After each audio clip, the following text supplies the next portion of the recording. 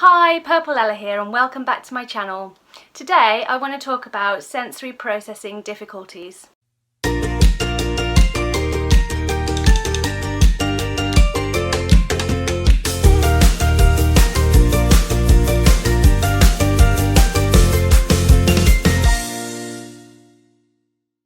A lot of autistic people have difficulties in the area of sensory processing. Sensory processing is a subconscious neurological process. We receive sensory info from the brain via our senses, which we then process, organise and respond to. Difficulties with sensory processing can cause difficult behaviour, communication issues, meltdowns, shutdowns and anxiety. So what are our senses? So there's the obvious senses that we possibly all know about: the sense of sight, the sense of taste, the sense of touch and the sense of smell. But the two lesser known sensory processing systems that we have are our vestibular system, which tells us about the movement of our body through space, and the receptors for this system are located in our inner ear. The other area is proprioception, which is to do with our body position, and the information for this is sent from our muscles and our joints. There can be a number of ways where people have difficulty processing sensory information. One is where they over-register sensory information, where everything feels too much, too loud, too full on. And then you can also under-register sensory information, which can leave you feeling flat and tired and not energised. Now, it's not as straightforward as saying, oh, this person under-registers, because you can both under-register and over-register sensory information, and in fact it can even change from day to day how you respond, whether it's over-registering or under-registering. So it's good to be aware of the two different areas of difficulty and identify which one you or your loved one is experiencing in any particular moment. So if a person is over-registering sensory information, that means that they can have behaviours that are responding to everything being too much. So the whole kind of putting your hands over your ears because the sounds are too much, or running away from situations because it feels too much, or hiding, or getting under tables at school, or just running away. That can show that someone is over-registering sensory information. Someone who is under-registering sensory information can appear lethargic or tired, and they can be really difficult to engage because they're just not at the right point with their processing of sensory information, that they're in a place to be able to receive information. So my personal experience of sensory processing difficulties are that I, on the whole, tend to over-register things. So I find busy, crowded, noisy places really difficult, and I know that if I'm in a busy, crowded, noisy place, I can feel very meltdowny, very anxious, and I can react in ways that can look difficult. And so, for example, I've had situations where I've definitely had meltdowns because I'm trying to process too much information. I also have difficulties with unexpected noises. So if I'm walking down the road and a very noisy motorbike goes past, it makes me feel really anxious and really uncomfortable, and sometimes I might even visibly react by jumping or looking startled. Some other areas that I have difficulties with sensory processing are around food. So I really like my food. I generally really enjoy the experience of eating, but a number of things can make that really difficult for me. I know that different kinds of smells make eating really difficult for me. So I have this thing where I can't eat in other people's houses, and I think that's because their house, their environment, even down to maybe the dish soap that they use on their dishes, smells wrong and becomes so overwhelming that I just completely lose my appetite and eating feels really, really difficult. This can be really difficult for me if we go on holiday and we're in, say, a holiday rental. Quite often I can't eat and we have to end up dealing with this, and it usually can be quite costly because I can eat for some reason in restaurants, because I know what restaurants, particularly restaurants that I'm used to going to, I know what that experience is like and I feel more comfortable there. So yeah, that's really difficult for me, because not being able to eat anywhere other than in my own home or in familiar restaurants makes life quite tricky, and it also can seem like I'm a little bit rude or antisocial when other people want to invite me to eat in their house, and I find it so difficult that I just can't say yes. I also have issues to do with touch and sensation around that whole area. So I find bras, for example, really intolerable.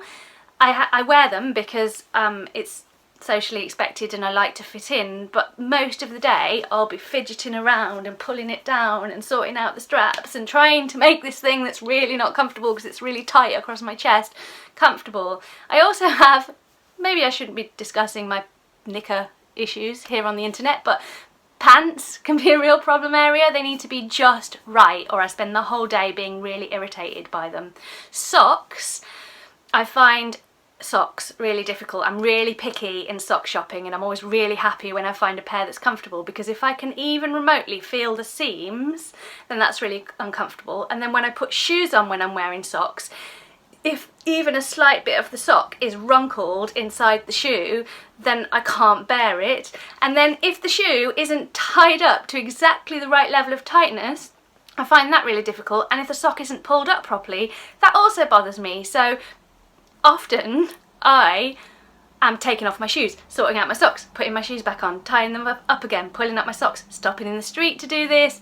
For some reason I feel the need to do it before any kind of, like, if I'm going to be doing a major appointment or an important thing, I need to make sure that my socks and my shoes are exactly right before I go in to do this thing, so that I'm not completely distracted by it throughout the whole thing that I'm trying to do.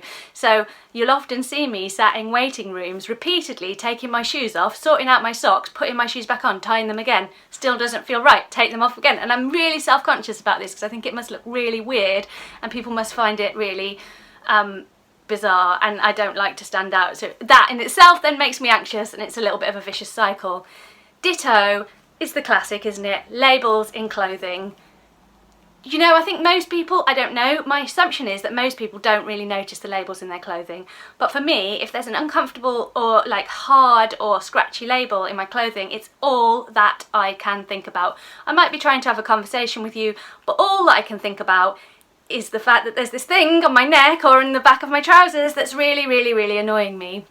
I also find touch really difficult. So I find light touch, sort of if someone's just, you know, gently stroking you, let's say, you know, in an intimate situation, I find that really unbearable. And then I become self-conscious about the fact that I find that unbearable, and again, that makes me anxious.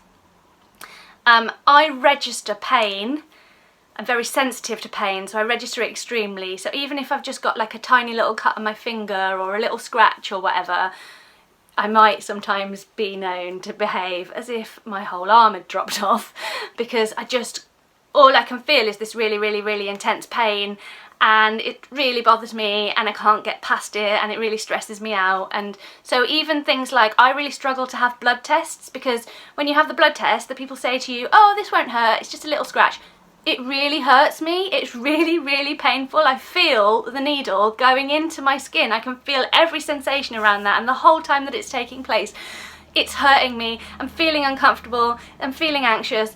I find that really difficult, which can be problematic because, you know, when you have kids or, you know, if you've got any health problems, you do have to have blood tests, and so it's just become this real difficult situation for me. Ditto kind of any kind of medical stuff really, because I know that I register pain so extremely and have a really, really low pain threshold.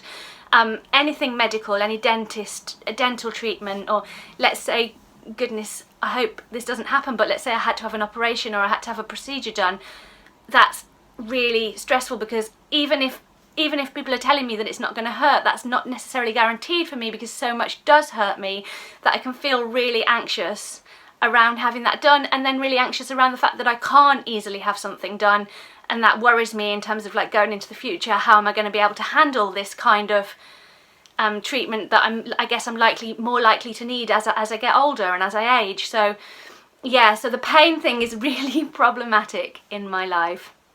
And as you can tell, I do have a lot of sensory processing difficulties, and they do impact on me. Like every single day of my life, there will be something that isn't right in terms of how I'm experiencing the world, and and that's distracting and it causes anxiety, and I know that a build-up of these things can ultimately lead to me having like a meltdown, and that's then really upsetting because I feel like I can't cope. So what kind of solutions are there to these sort of sensory processing issues? Well, I've been really massively exploring solutions around sensory processing issues, both for myself and for my autistic children. I've had occupational therapist appointments for my children in which we found things that work for them, and I've been to sensory processing workshops to more fully understand this situation. And the things that we use in our house are things like, we use fidget toys a lot because I know that fidget toys are a way of stimming in a maybe slightly more socially acceptable manner. They're a way of stimming that can calm us and reduce our reaction to our sensory processing difficulties. I also have lots of sensory lights around the house. So we've got a bubble tube, and we've got a thing that projects swirly lights on the ceiling, and we've got like glowy kind of things that light up and glow through different cycles. And then we've got this really great, it like comes on a tape and it goes around the edge of the room, and it's got like a little remote control that you can choose different settings, so you can choose brighter colours if you feel like you need to be energised, and you can choose more calming, relaxing greens and blues and purples for if you're feeling overstimulated and you need to bring yourself down. And often I will take myself or my children into one of the rooms where we've got these lights fitted, close the curtains, make the room really kind of calm, and turn those lights on and just spend some time doing that. The other thing that I know is really useful for my children is deep pressure related activities. So both children have weighted blankets, which I would say has definitely improved their sleep cycles and stopped them from waking up several times through the night, and also just feels really calming.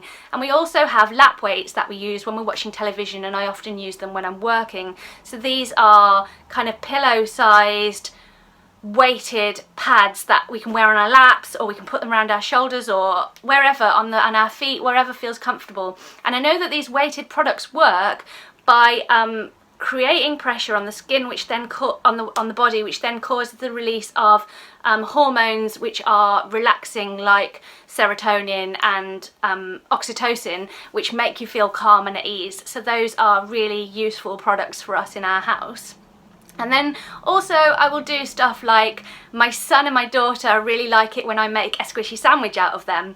So I'll lie them on the bed and we'll put different toppings on the sandwich. So they'll be like peanut butter, marshmallow, tomato ketchup. We'll put these toppings on, and like then there's some more sensory input of kind of squashing those toppings in, and then I'll put more pillows on the top of them, and then I'll kind of almost put my full weight on top of the pillows so that they're being really squashed, which sounds like a really unpleasant thing to do to my children, but they really, really love that, and they really enjoy it, and they say that it makes them feel better. My daughter particularly really likes using her exercise ball, which the occupational therapist recommended. So we get the ball, and she can roll about on it, or I can roll her about on it, or she'll lie on the floor and I'll roll it on top of her. And she says that that makes her feel really calm and much better. So that's also really great. So I was recently sent a really interesting product in terms of, one of the things that I've never really fully explored is kind of the sense of smell, and using a product that will help with that sense. So when I discovered on Twitter that there is a company called Fragrance and Autism who produce aromatherapy oils specifically for people on the autistic spectrum that are going to help with calming and relaxation, and in turn then can help with behaviours like meltdowns and anxiety. And I was really interested in this product, so I asked them whether they'd like to work with me, and they have sent me a couple of their products, and I really love them. So the first thing that they sent is a Grapefruit and Palmela bath oil, and it comes in this lovely, who doesn't love a blue bottle, am I right? It comes in this lovely little blue bottle, and it's a bath oil. So when my children or I have a bath, I put like 5 or 6 drops of this in the bath, and it's just really, really calming and relaxing, and adds that extra layer of relaxation to have in the bath. And then they also sent me, this smells amazing, we properly love it. This is rhubarb and ginger skin oil. So I guess that theoretically you could use it to rub on any part of your body, but what we've been doing with it, I'll just see if, make sure that you have a really good look at these products by holding them right up to the camera. So this oil, what we've been doing is almost using it like a perfume. So I've been putting it onto the pulse points on my wrists and on my neck. I'm going to put some on now because it's so lush that I can't resist, and I didn't get around to it this morning. And oh god, it smells so good. I mean, I really love the smell of rhubarb, and it is quite intensely rhubarby. I'm not picking up so much ginger, but I really, really love the smell of this. And the idea is that during the day I'm wearing this and I'm getting the scent, and it's helping me to feel calm during the day. So, fragrance and autism. I will put a link in the comment box if you're interested in exploring using fragrance as well. The other things that they offer is they've got a, like, you can buy a diffuser, so I suppose you could have it if you've got a sensory room or just in your living room or whatever. You could have it constantly releasing a calming smell, and I really like the idea of creating kind of a space that's got sensory lights and the smell and tactile stuff to explore, and just really immersing yourself in that sensory experience when maybe things have been too much, and when maybe I'm feeling anxious or my children are feeling anxious. Just really immersing ourselves in a sensory experience to just feel calmer and better. And it's a really healthy choice to make to do that, to deal with these issues. So it's kind of a long one today. I had a lot to say about sensory processing, but I hope that it's been useful. If you have any questions or any comments or even any suggestions for kind of products that I can use to help with the sensory processing issues that so many of us in my house experience, then please do leave me a comment. I love it when you chat to me. Also, it's really useful when people like and share my videos so that I can get stuff out. And of course, if you're enjoying what I'm doing and you'd like to hear more from me, then do subscribe for my weekly upload. I usually upload on a Thursday, so that'll just be right there for you if you subscribe. Anyway, thank you. Bye bye.